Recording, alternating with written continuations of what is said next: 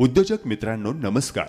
आज आपण आलो आहोत पुणे जिल्ह्यातील इंदापूर तालुक्यात अंथुर्णे या गावी।